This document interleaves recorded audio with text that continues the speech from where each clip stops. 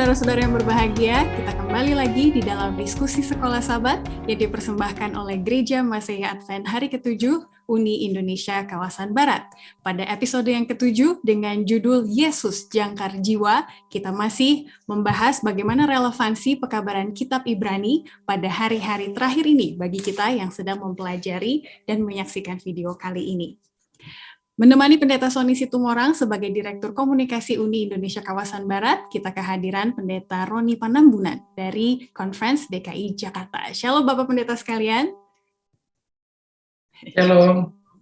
Oke, kita sedang membahas topik Yesus Jangkar Jiwa, dan kalau saya lihat-lihat ini topiknya lumayan challenging, penuh tantangan, karena kita akan melihat realita bahwa di beberapa pelajaran lalu mengatakan penderitaan membawa kita kepada kesempurnaan, tetapi tidak semua orang kuat dalam penderitaan tersebut ya. Akhirnya ada beberapa yang menjadi kecil hati, akhirnya mereka murtad, mungkin ada mencintai diri dan tidak beriman lebih daripada iman mereka kepada Yesus. Suatu topik yang berat ya. Tapi saya pengen tanya pendapat dari Pendeta Panambunan dan juga Pendeta Sony Situmorang ketika mendengar istilah NDR, pemeliharaan, pemuridan, dan juga pengembalian. Apa kerinduan tersendiri dari Bapak Pendeta dalam bidang ini? Aku mau tanya dari Pendeta Roni Panambunan dulu. Ya, terima kasih banyak.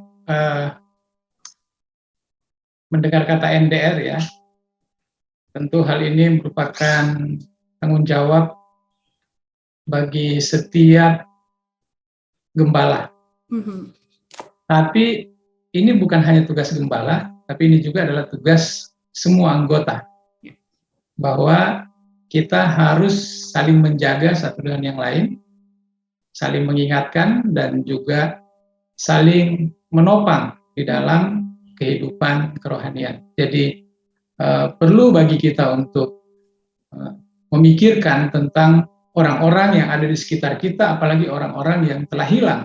Jadi mereka perlu dibawa pulang. Mungkin itu dari saya. Oleh karena itu kita semua hadir di sini untuk belajar supaya semua bisa terlibat dalam NDR juga ya Pak Pendeta ya. Terima kasih. Kalau dari Pendeta Sony Situmorang, apa beban pribadi ya dalam hal ini? Baik, terima kasih Ivy bicara mengenai NDR, maka saya mau awali dengan fokus kita semua. Fokus kita semua kebanyakan apa? How to winning the soul, memenangkan jiwa-jiwa ya. Menangkan jiwa-jiwa sehingga karena fokus ke sana diciptakanlah Departemen NDR, di mana NDR ini kita bisa memelihara jiwa, bahkan bisa dikatakan sampai mengembalikan pribadi-pribadi yang sudah jauh dari Tuhan. Nah, kalau ditanyakan bagaimana kesan saya, apa yang saya butuhkan? Terus terang, sama seperti yang Yesus katakan dalam Matius 28, benar, pergi, baptiskan, dan ajar. Jadi artinya apa? Harus berkesinambungan antara penarik jiwa dan juga pemeliharaan di sana. Itu dari saya, Ivy. Terima kasih. Jadi bukan hanya memenangkan jiwa, tapi menjangkarkan jiwa supaya nggak kemana-mana ya Pendeta. Saya akan bacakan ayat inti kita untuk pelajaran kali ini dari Ibrani 6 ayat 19-20. Pengharapan itu adalah sauh yang kuat dan aman bagi jiwa kita, yang telah dilabuhkan sampai ke belakang tabir, di mana Yesus telah masuk sebagai perintis bagi kita, ketika ia, menurut peraturan Melkisedek, menjadi imam besar sampai selama-lamanya. Untuk memulai, saya undang kesediaan Pendeta Roni Panambunan untuk berdoa bagi kita semua. Mari kita sama-sama berdoa. Bapa Surgawi yang penuh kasih, Yesus imam besar kami bersyukur pada jam yang kudus dan diberkati ini kami akan mempelajari firman Tuhan melalui pelajaran Sekolah Sabat. Dan kami rindu Tuhan hadir bersama-sama dengan kami. Kuasa Roh Kudus akan menolong kami memahami dan mengerti apa rencana Tuhan di dalam kehidupan kami masing-masing. Teristimewa Yesus sebagai jangkar jiwa. Biarlah Tuhan berkati kami yang akan mempelajari dan mengajarkan akan pelajaran ini, maupun yang mendengarkan dan mengikuti pembahasan ini. Biarlah kami semua dipersatukan dalam roh, dalam kasih Tuhan, dan dalam pemahaman yang baik, yang benar tentang firman Tuhan. Di dalam nama Tuhan Yesus Kristus, kami berdoa dan mengucap syukur. Amin. Amin. Terima kasih. Kita akan langsung ke hari Minggu, karena tadi sudah kita dahulukan. Hari Minggu itu judulnya mengecap firman yang baik. Nah, ini kata orang kalau sudah mulai luntur kasih itu atau komitmen, coba ingat-ingat waktu pengalaman masih manis yang dulu-dulu gitu ya. Jadi kita diajak untuk mengenal bagaimana sih pengalaman orang-orang Kristen kalau setia itu seperti ini. Menurut Ibrani 6 ayat 4 dan 5. Pendeta Sony Situmorang boleh mulai ke sana. Bagaimana pengalaman orang yang setia di dalam Tuhan? Bagaimana pengalaman orang yang setia kepada Tuhan based on Ibrani pasal 6 ayat 4 dan 5. Wow, ini salah satu ayat yang luar biasa ya, Ivy ya. Dikatakan apa? Sebab mereka yang pernah diterangi hatinya, yang pernah mengecap karunia surgawi, dan yang pernah mendapat bagian dalam Roh Kudus Tuhan, dan yang mengecap firman yang lebih baik, dan karunia dunia yang akan datang. Pengalamannya ya terus terang. Kita akan lihat bagaimana pengalaman Kristen yang mula-mula. Oke? Ketika surat ini dikirim kepada mereka. Nah, kalau kita lihat perikopnya, judulnya peringatan supaya jangan murtad, berarti sudah ada yang murtad. Namun ketika terjadi pengalaman, maka mereka merasakan bahwa Yesus adalah jangkar jiwa mereka. Mereka mengecap karunia surgawi, dan mereka merasakan bagaimana kasih Tuhan berlaku bagi mereka, yang bisa diimplementasikan dengan hubungan di antara sama mereka, dan juga hubungan dengan Tuhan mereka. Itu dari saya, mungkin Ivy. Amin. Jadi pengalamannya terang, kuat gitu ya, berlandaskan firman Tuhan, dan banyak karunia-karunia Roh Kudus yang bisa kita nikmati dalam pengalaman kita hidup menjadi orang yang setia dalam iman kita.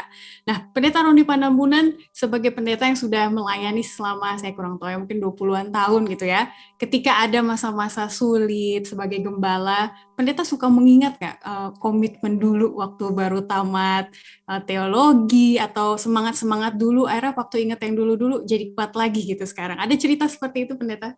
Ya, memang selalu seperti itu ya, bahwa pengalaman-pengalaman kita dalam menghadapi kesulitan-kesulitan seringkali sangat berarti untuk membuat kita bangkit dan tetap teguh di dalam pelayanan ini. Ya.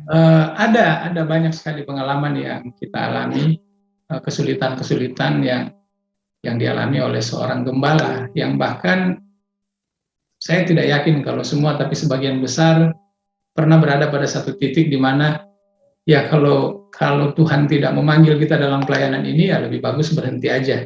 Tapi kemudian kita flashback kembali atau kita ingat kembali kepada masa di mana kita benar-benar merasa diri terpanggil dalam pelayanan ini.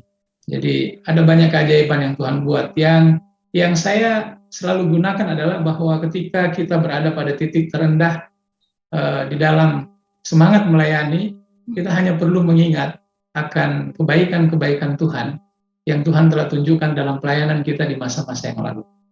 Amin. Gitu, Itulah yang menjadi motivasi Paulus ketika dia mengungkit kembali generasi padang gurun gitu ya di buku Ibrani. Dan mungkin umat Tuhan sekarang udah bosen ya dari topik sekolah sahabat baru, dari triwulan ke triwulan, bangsa Israel itu ceritanya selalu diungkit-ungkit terus. Pendeta Situmorang, apa sih yang perlu kita perhatikan dari generasi padang gurun supaya kita tidak murtad gitu melihat mereka?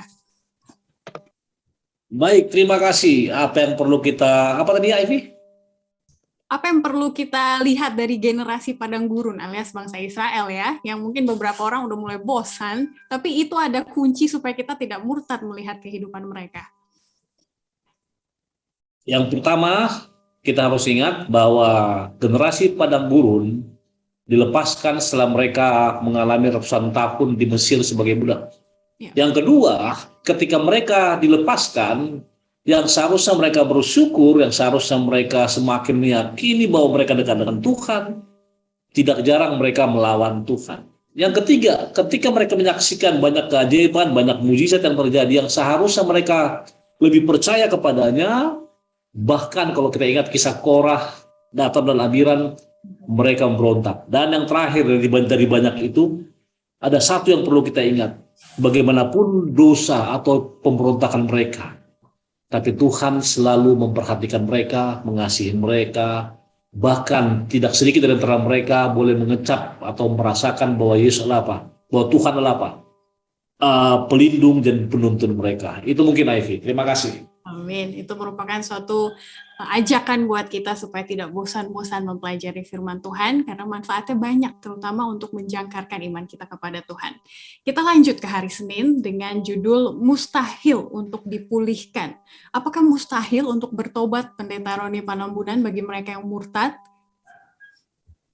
Ya, sebenarnya tidak ada yang mustahil bagi Tuhan. Ya. Tidak ada dosa yang tidak dapat diampuni.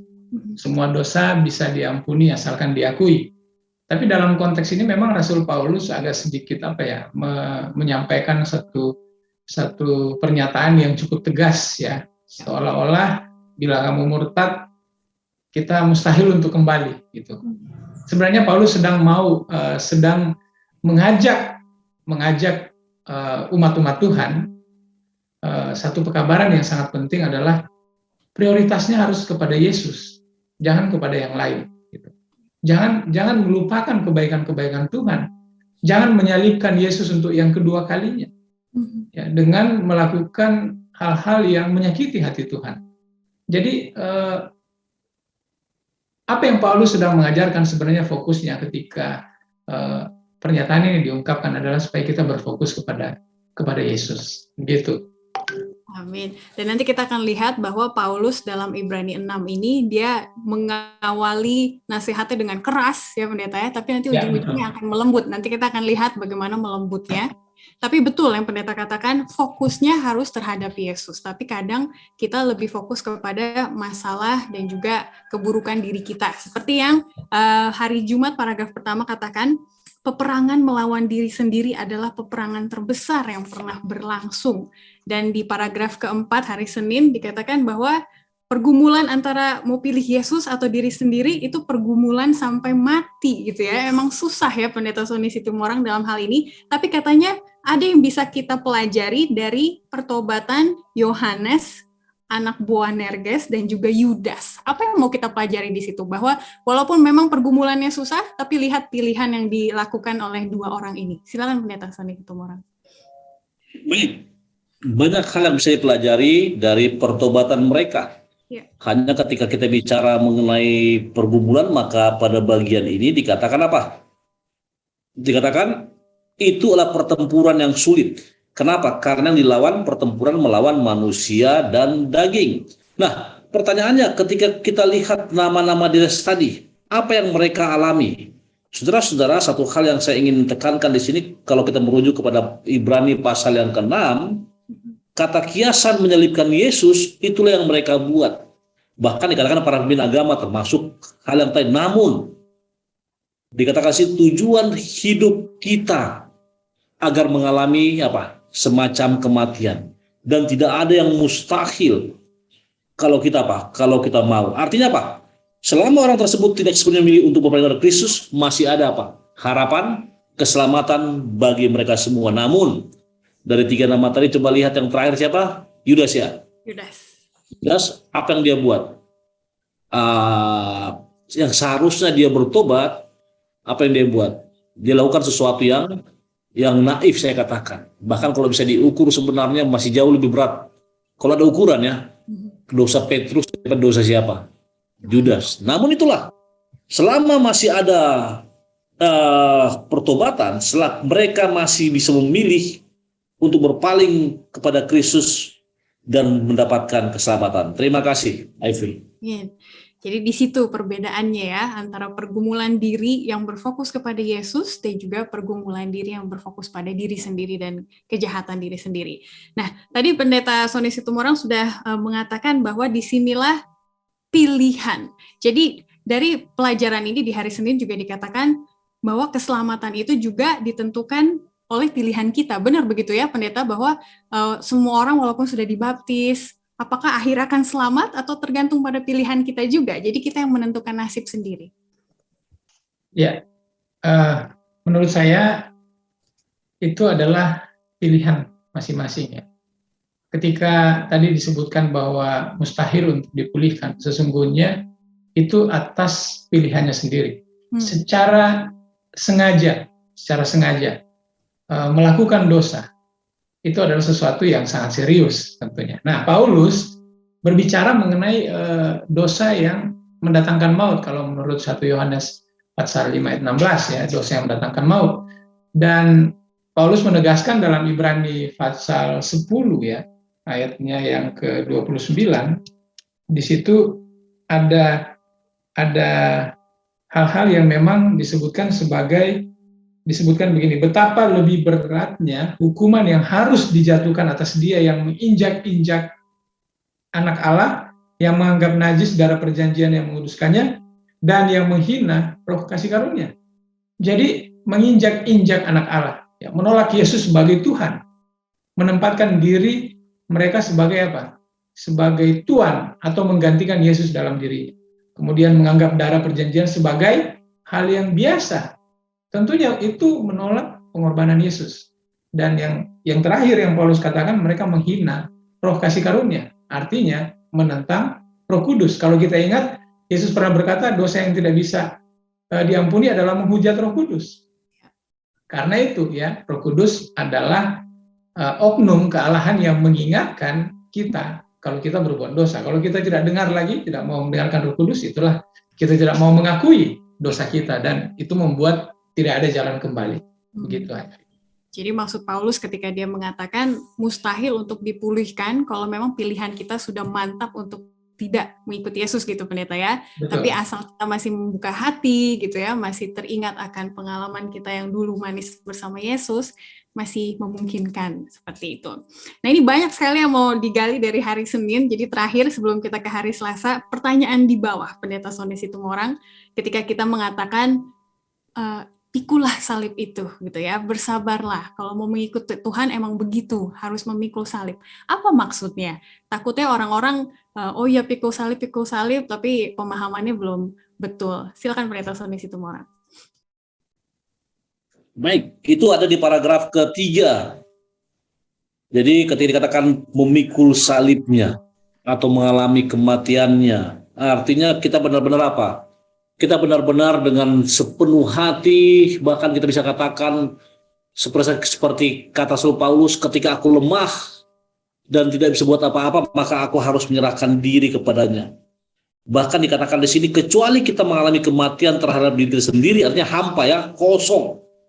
Kita tidak dapat menerima kehidupan baru yang Tuhan ingin berikan kepada kita. Ini mengarah kepada kata apa? Komitmen. Mengarah kepada loyalty. Mengarah kepada apa? Penyerahan sepenuhnya. Artinya apa? Semuanya kita taruh di belakang. Kita hanya baktikan diri kita hanya untuk Yesus. Itu sebab dikatakan kamu harus memikul salib dan menyangkal diri, itu ya di buku Matius dikatakannya. Artinya apa? Kalau kita lihat kisah itu, jangan pikirkan lagi dunia, jangan pikirkan lagi yang lain-lain, tapi fokus kepada siapa? Yesus, dan tinggalkan semuanya hanya untuk siapa? Yesus. Itu Ivy. Amin, sangat tepat jawabannya. Saya jadi teringat pertanyaan kedua di hari Jumat juga masih berkaitan. Jadi ke Pendeta Roni Pandamunan ya, apa bedanya memikul salib dan tunduk pada pelecehan dari orang lain gitu. Jadi ya emang saya nggak bisa buat apa-apa, jadi saya ikut aja apa yang orang lain perbuat bagi saya, emang itu sudah salib saya. Apa bedanya Pendeta? Ya, memikul salib atau tunduk kepada pelecehan orang lain ya, itu jelas sesuatu yang sangat berbeda. Memikul salib artinya kita menjalani kesulitan-kesulitan hidup, pergumulan-pergumulan hidup kita, kesusahannya, beban kita pikul, kita jalani. Sementara kalau kalau orang melecehkan kita tentu tidak seperti itu ya, sesuatu yang sangat bertolak belakang. Nah, sebenarnya saya mau melihat begini, kita memikul salib kita atau kita menyalibkan Yesus. Nah, itu yang sangat penting. Nah, kadang-kadang kita merasa kita sedang memikul salibnya kita, bukan salibnya Yesus, tapi saat yang sama kita menyalibkan Yesus. Nah, jadi Rasul Paulus mau mengatakan kepada kita bahwa yang harus kita lakukan memikul salib kita, tapi kita jangan menyalibkan Yesus yang kedua kalinya. Menyalibkan Yesus yang kedua kalinya bagaimana caranya? Dengan melakukan pelanggaran dan dosa-dosa yang menyakiti hati Tuhan. Itu. Jadi mungkin itu yang saya bisa sampaikan supaya kita ingat. Kita pikul salib kita, tapi kita jangan salibkan Yesus. Iya. Jadi menderita bukan karena akibat perbuatan sendiri, begitu pendeta ya. Itu namanya memikul salib sendiri, ataupun akhirnya karena dosa itu yang orang lain lihat, orang lain lecehkan karena ya salah sendiri gitu kan ya. Tapi beda dengan memikul salib Tuhan, berarti kita tetap melakukan hal yang benar walaupun orang lain mengatakan itu salah, misalnya seperti itu.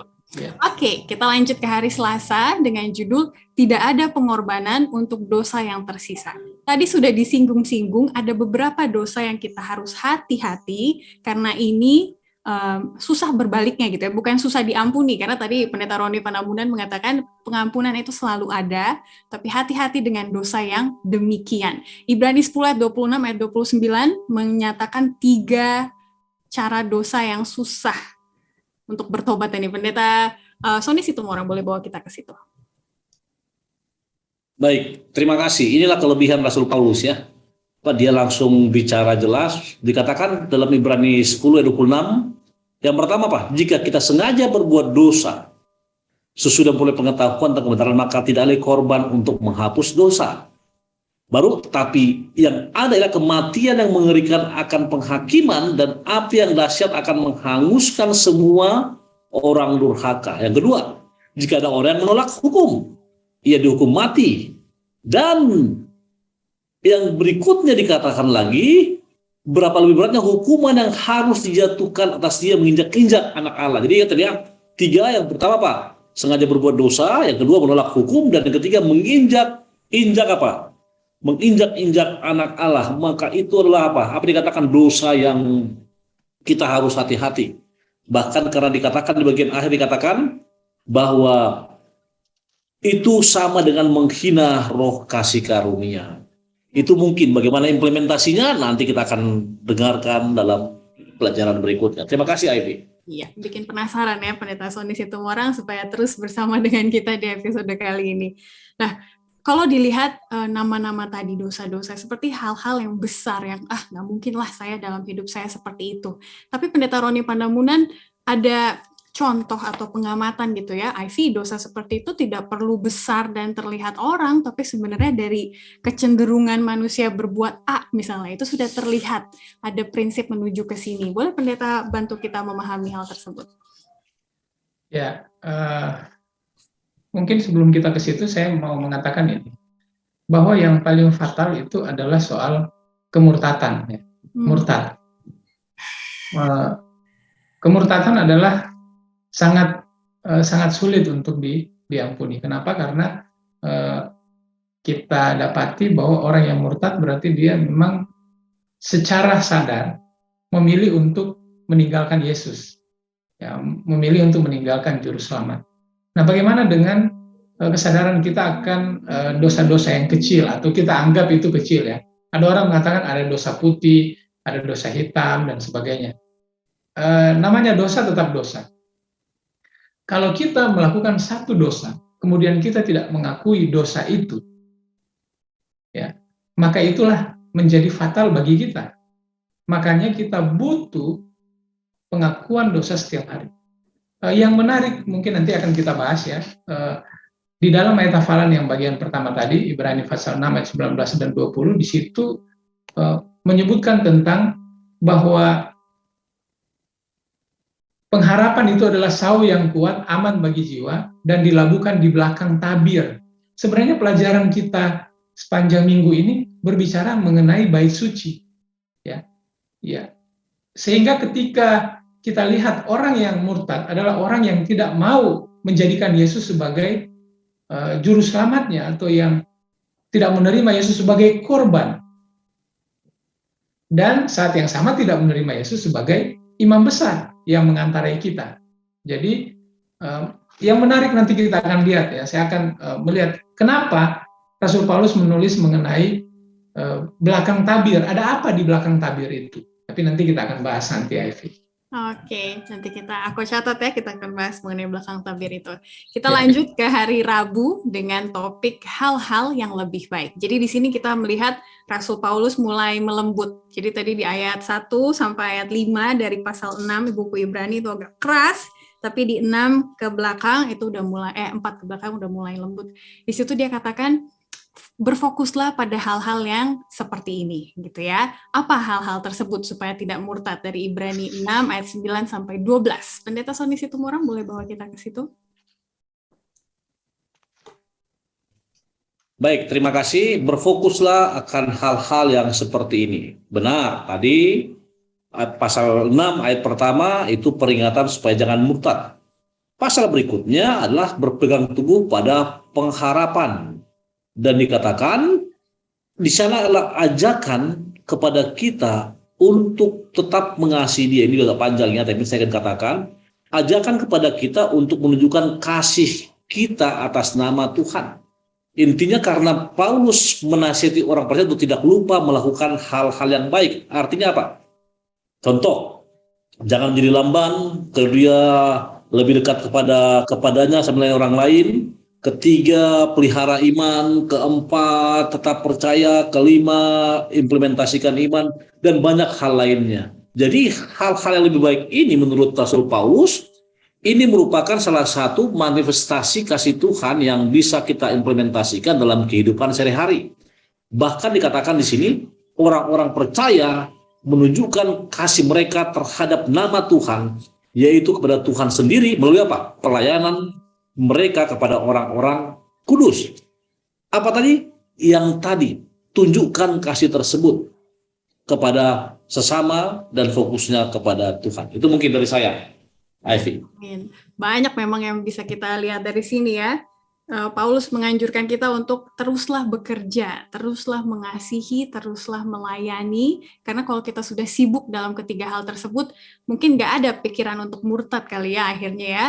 Lalu untuk karakter-karakter dikatakan jangan malas, jangan lamban tuh jangan malas maksudnya ya. Menurutlah dan sabarlah dalam penderitaan dan juga kesulitan kita. Nah ini gampang ngomongnya gitu ya, kalau misalnya ada orang yang datang kepada kita, sabar ya tante, sabar ya adek gitu ya, jangan malas, tetaplah menurut gitu. Tapi di sini ada paragraf kedua penting dikatakan, tindakan ini harus berkelanjutan. Karena tindakan ini mengungkapkan karakter sebenarnya dari seseorang. Makanya di jemaat-jemaat kita kan katanya kalau kita mau berdonasi, janganlah setahun sekali, terus nanti 5 tahun lagi baru berdonasi lagi gitu ya. Pendeta Roni Panabudan bisa melihat bagaimana pentingnya berkelanjutan, konsistensi jemaat dalam kita memelihara, mengembalikan, dan juga memuridkan orang lain. Ya itu yang seringkali diabaikan oleh kita ya. Tidak melihat bahwa satu konsistensi itu sangat penting ya, suatu hal yang berkelanjutan. Apakah itu dari sisi tadi mungkin yang pertama karena ini menyangkut hal-hal yang baik, Rasul Paulus mengingatkan agar supaya para pendengar, para pembaca firman Tuhan itu tidak menjauhkan diri dari Yesus sekarang ataupun di masa depan. Itu yang paling penting dulu. Hal yang harus berkelanjutan adalah jangan kita menjauhkan diri dari Yesus. Dan itu harus berkesinambungan. Kemudian yang kedua, kalau saya mau katakan adalah jangan berhenti untuk berbuat baik. Jangan hanya karena perasaan kita terdorong, saya lagi mau berbuat baik, maka saya berbuat baik. Tapi ketika perasaan saya bad mood ya, lagi tidak enak, saya tidak mau berbuat baik. Dan itu yang seringkali terjadi. Ada jemaat yang buat contohnya charity clinic. Membuat charity clinic hanya sebagai sebuah program. Sehingga jadi dilakukan setahun sekali. Padahal sebenarnya itu bisa dilakukan berkesinambungan. Bukan hanya itu. Bukan hanya melakukan charity clinic saja. Tapi mungkin kita perlu mendata orang-orang itu. Menghubungi mereka. Menanyakan apa kabar mereka. Ya, orang-orang yang terlibat di dalam apa yang kegiatan-kegiatan yang kita lakukan. Jadi kegiatan atau program yang kita lakukan itu harus berkesinambungan sehingga bisa memberikan hasil yang maksimal. Dan Tuhan juga mau kita seperti itu. Amin. Iya, pendeta. Jadi itu dalam hal yang besar ya, tadi sambil pendeta ceritakan, jadi saya ingat juga dalam hal kecil, misalnya kebiasaan 10 hari berdoa yang baru kita ikuti ya, itu kusyuk, enak gitu ya, tanpa diingatkan juga gampang berdoanya selama 10 hari itu. Tapi di luar itu, kalau tidak dilanjutkan kebiasaannya, jadi lebih sulit lagi gitu ya. Jadi kita tahu pentingnya konsistensi dalam hal tersebut. Pendeta Son, di situ orang kita ke bagian bawah dari hari Rabu, ini menarik nih. Kalau melihat Paulus, ada kalanya dia keras dalam menghadapi orang-orang yang bebal atau murtad gitu ya. Ada kalanya dia lembut untuk mendorong dalam kasih. Menurut pengalaman dan juga observasi pendeta Sony Situmorang, kapan orang yang bebal itu kita keraskan, kapan orang yang bebal itu kita kuatkan? Ada pengalaman nggak? Nanti aku mau ke pendeta Panambunan juga ya. Biar kita jemaat juga belajar gitu. Ini orang gimana ya approach-nya ya? Udah lama nggak ke gereja, misalnya seperti itu. Baik, terima kasih Ivy. Ini pengalaman menarik. Saya ditempatkan di sebuah jemaat di Jakarta ya, waktu tahun 2006-2007. Ada seorang anggota, dia bukan tua-tua, tapi dia selalu kritik. Semua acara dikritik Ivy, Pastor Panambunan. Jadi saya udah datang ke rumahnya, saya lawak, udahlah Pak A, saya bilang, janganlah, enggak malu kita depan orang. Bahkan kadang-kala ketika dia sedang khutbah, dia tegur dari mimbar keras pendeta dan tua-tua sampai istri saya menangis waktu itu. Nah, ketika dia selesai khotbah, saya ngomongin pelan-pelan lagi, dulu Pak, next time jangan. 2 minggu kemudian dia ngomong begitu. Maka waktu itu dari mimbar, saya katakan, Pak A, kita di gereja adalah untuk saling menguatkan. Jikalau Pak A tidak bisa menjaga ini, maka saya minta pada diakon untuk boleh menghantarkan Pak A keluar dulu, saya bilang. Setelah dia keluar, acara ujian lancar, saya datangi dia. Lalu saya katakan, kenapa sampai begini? Sudah berapa kali kita sabar? Berapa kali kita katakan, jangan-jangan. Rupanya ada hal-hal yang di hatinya yang tidak tersampaikan waktu itu. Yaitu apa? Dia tidak terpilih menjadi apa? Majelis jemaat. Jadi kadang-kadang motif orang kita tidak tahu, tapi paling tidak setelah kita bicara, kita akan tahu. Dan itu banyak dialami oleh para pendeta. Sama seperti Rasul Paulus, kepada orang-orang yang bisa menerima dengan hati lembut, dia lembut. Dia kasih apa? Dia kalimat convincing, kalimat penguatan. Tapi kepada yang hatinya bebal apa? Dia langsung tegur, bahkan sama seperti Yesus, dia tidak segan-segan tegur dengan keras supaya mereka mau diingatkan. Itu mungkin dari saya. Amin. Bagaimana pengalaman pendeta Panambunan biar kita anggota juga bisa belajar dari pengalaman pendeta ini? Ya, kapan kita lembut, kapan kita keras. Ya. Saya tidak bisa. Artinya begini, menurut saya kapannya itu tergantung bagaimana Tuhan menginspirasi kita ya sebagai gembala. Kadang-kadang kalau Tuhan berbicara kepada kita, Tuhan akan kasih tahu ini kapan, ini waktu yang tepat untuk berbicara dengan nada yang keras atau dengan nada yang lembut. Satu waktu ya seperti pendeta Situmorang, saya masih pendeta muda waktu itu melayani sebuah jemaat, begitu dipindahkan, kemudian beberapa waktu salah seorang ketua jemaat panggil saya. Ketua itu katakan, Pak pendeta tidak usah lawat atau tidak usah kunjungi saya. Dia katakan begitu. Pendeta kunjungi aja orang-orang yang boleh dibilang orang-orang yang kurang mampu ya, orang-orang miskin, dia sebutkan seperti itu pada saya. Tidak usah kunjungi saya. Memang ketua ini dengan jabatan yang cukup tinggi, dengan diberkati Tuhan dengan materi, dan juga dia sebagai ketua, dan dia lihat saya sebagai pendeta muda, tidak usah kunjungi saya. Dan tahu apa yang saya lakukan, Ivy? Selama 1 tahun saya tidak pernah datang ke rumahnya. Saya kunjungi setiap hari anggota-anggota, saya lawat, saya kunjungi, saya lawat. Nah, di akhir tahun dia katakan begini. Di majelis jemaat dia katakan, pendeta, kenapa pendeta tidak pernah kunjungi saya? Saya kan juga harus dikunjungi. Oh begitu?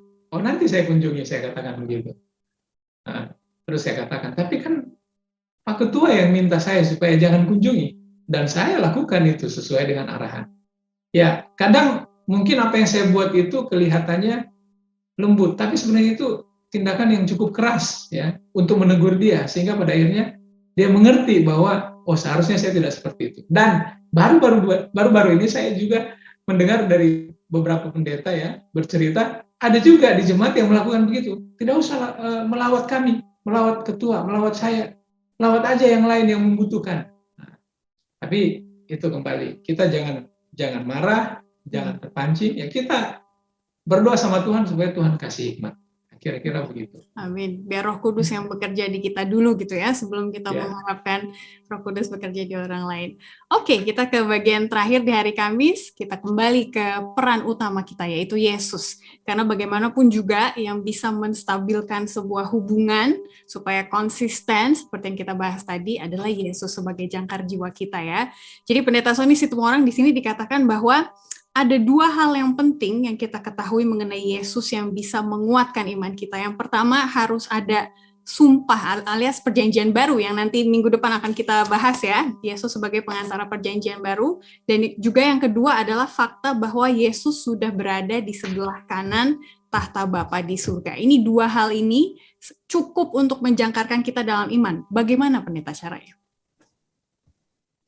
Oke, benar Ivy, benar. Tuhan menjamin apa? Janjinya untuk kita dengan, pertama, Tuhan menjamin dengan apa? Dengan sumpah. Ingat, sumpah pada Allah, Abraham, Daud, ini dasar utama apa? Kepercayaan akan perkenan Allah bagi bangsa Israel. Yang kedua, Tuhan menjaminnya dengan tindakan menempati Yesus di sebelah kanan Bapa. Bagaimana dengan dua ini? Ketika kita bicara mengenai ini, maka ini mengarah kepada jangkar jiwa. Apa arti jangkar jiwa? Artinya tidak ada satu nama pun di dunia ini yang benar-benar bisa kita andalkan selain siapa? Yesus sendiri. Bahkan Paulus menyampaikan puncak peringatannya dalam Ibrani pasal 6 ayat 17-20 dikatakan apa? Dia katakan yang lain boleh kamu lupakan, tapi yang jangan yang ini. Bahkan dia mulai mengenai peraturan Melkisedek pada pekan lalu. Artinya apa? Itu merupakan tipologi imam besar. Dengan kata lain, ketika Yesus ada di sebelah kanan Bapa, maka dia adalah satu-satunya. Tadi kata pengantara dan kepastian keselamatan kita mempunyai berandil akan pengorbanannya. Bahkan dikatakan di sini, kehadiran Yesus di hadapan Bapa adalah sauh jiwa. Kehadiran Yesus di hadapan Bapa adalah jangkar jiwa. Kehadiran Yesus di hadapan Bapa adalah apa? Jaminan yang kita butuhkan untuk menerima kasih karunia agar kita selamat. Itu dari saya. Silahkan ditambahkan. Amin. Jadi jaminan Tuhan itu sudah nyata dengan adanya Yesus di sebelah kanan Bapa gitu ya. Apalagi yang bisa menyangkal itu. Nah, silakan Pendeta Roni Pandamudan tambahkan terutama dengan kaitannya dengan tadi di belakang tabir gitu ya, untuk menguatkan konsep ini. Ya, baik. Terima kasih. Ini yang sangat menarik bagi saya di dalam pelajaran ini. Tabir ya, di belakang tabir itu adalah tirai pemisah. Ya. Tirai yang memisahkan antara bilik yang suci dan bilik yang maha suci di dalam bait suci. Nah, berdasarkan Keluaran pasal 36 ayatnya yang ke-35 dan 36, tirai yang menggantung di 4 tiang itu memisahkan tempat kudus dan tempat yang maha kudus. Dan yang lebih menarik, tabir ini kalau kita baca Keluaran 36 ayat 35 dibuat dari kain ungu tua, kain ungu muda, kain kermisir dan lenan halus. Kemudian tiang-tiangnya ada 4 tiang itu dibuat dari kayu penaga dan disalut oleh emas. Semua apa yang ada di tabir ini sebenarnya melambangkan apa yang dilakukan oleh Yesus Kristus. Karena tabir ini adalah layar yang terbuat dari kain lenan halus, maka tabir ini sama dengan atap kemah suci, ya. Sulaman-sulamannya pun sama kalau kita belajar sedikit mengenai bait suci. Nah, apa fungsi dari tabir? Tadi saya sudah katakan bahwa tabir adalah memisahkan tempat kudus dengan tempat maha kudus. Fungsi lain dari tabir adalah menjadi penutup tabut perjanjian. Ketika tabut itu diusung dalam pengembaraan Bani Israel, itu bisa dibaca dalam Bilangan pasal 4 ayat 5 dan 6. Nah, sekarang kalau kita lihat yang disebutkan tabir itu adalah juga tempat di mana darah kurban dipercikan di depan, ya, di depan tabir. Ya. Bukan ke tabir memang, tapi itu di depan tabir. Nah ini kan kalau di depan darah kurban dipercikan, kalau di belakang itulah yang ayat ini kita katakan ya, di dalam ayat hafalan kita, dilabuhkan di belakang tabir. Kenapa di depan? Karena di depan itu, di depan tabir itu tempat pemercikan darah kurban.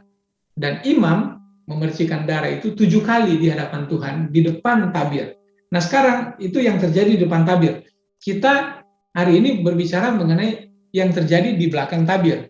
Sebenarnya tabir atau tirai itu adalah melambangkan kealahan Yesus Kristus yang ditudungi oleh kemanusiaannya, dan inilah yang melambangkan tabir. Boleh kita baca Ibrani pasal 10 ayatnya yang ke-20. Mungkin Ivy boleh baca. Ibrani 10 ayatnya yang ke-20.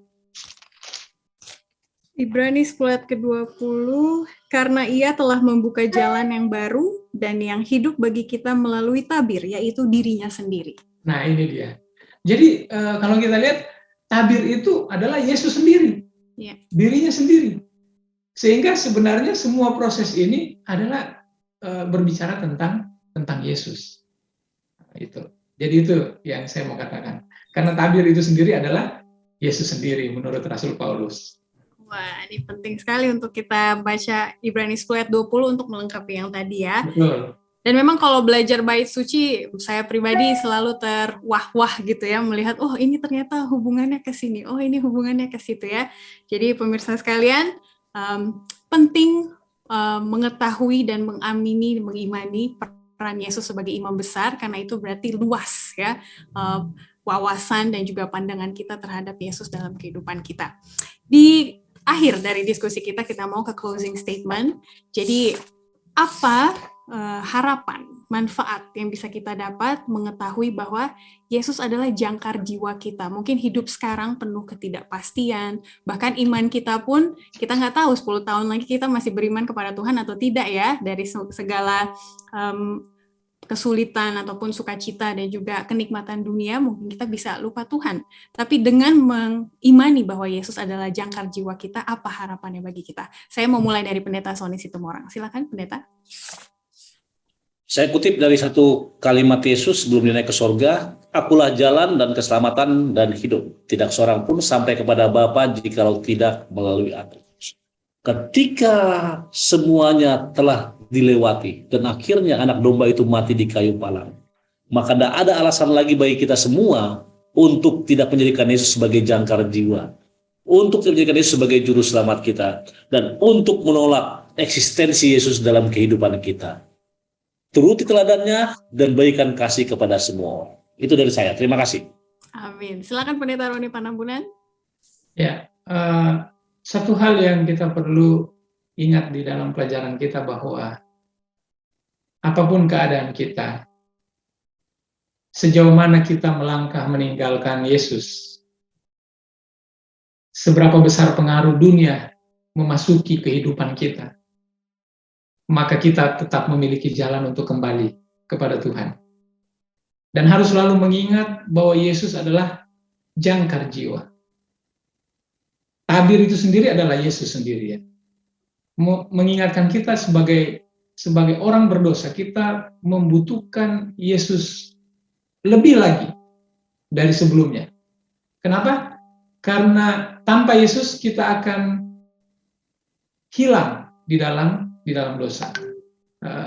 Mungkin saya mau katakan begini. Pelajaran kita ini mengingatkan kita bahwa pada waktu kita masih kecil, kita banyak belajar. Kita tahu banyak kebenaran. Kemudian lama-lama kita sekolah, mungkin sekolah di luar, kita sudah mulai lupa dengan pelajaran-pelajaran itu. Kemudian kita kuliah, tambah lagi semakin banyak pengaruh-pengaruh dunia. Dan pada akhirnya mungkin kita menjadi ragu akan iman yang kita miliki dan kepercayaan yang kita miliki. Tapi satu hal yang perlu kita ingat adalah bahwa ketika ini terjadi, kita harus kembali mengingat hal-hal yang dulu yang kita telah terima, yang telah kita yakini, supaya kita jangan melangkah terlalu jauh, tapi kita dengan mengingat hal-hal tersebut kita akan kembali mengasihi Yesus yang akan yang selalu dan terus mengasihi kita. Mungkin itu. Amin. Jadi jangkar iman kita itu panjang ya, terserah mau berapa susah, berapa panjang kita hidup, tapi kalau ujungnya adalah tabir itu kuat ya pendeta dalam mengalami hidup ini. Untuk doa tutup, saya minta kesediaan pendeta Sony Situmorang, boleh doakan pemirsa kita supaya menjangkarkan jiwanya pada Yesus. Kita berdoa. Bapa di sorga, terima kasih Bapa oleh karena pelajaran yang indah, pembahasan yang luar biasa, dan bagaimana ajakan kepada kami untuk menjadikanmu sebagai jangkar jiwa kami. Berkati hamba-Mu Pendeta Roni Panambunan, demikian juga Ivy dan seluruh kru yang melaksanakan acara ini. Amin. Ajari kami Tuhan, agar sama seperti Rasul Paulus, kami boleh mengikuti teladan Yesus dan boleh memberikan kasih kami kepada semua orang. Dengarkan doa kami yang jauh dari sempurna ini, terpuji nama Tuhan, lalu sekian berdoa. Amin. Amin. Amin. Terima kasih Pendeta Sony Situmorang dan juga Pendeta Roni Panambunan. Dan bagi para pemirsa sekalian, itulah pelajaran kita mengenai jangkar jiwa. Jadi ketika di jalan, terutama bagi pemirsa yang ada di Jakarta, melewati toko Janji Jiwa, ingat ada yang lebih penting dari janji jiwa, yaitu jangkar jiwa kita, yaitu Yesus, penebus dan juga pengantara kita. Sampai kita bertemu lagi di episode mendatang, kita akan melihat Yesus sebagai pengantara perjanjian baru. Tuhan berkati kita semua.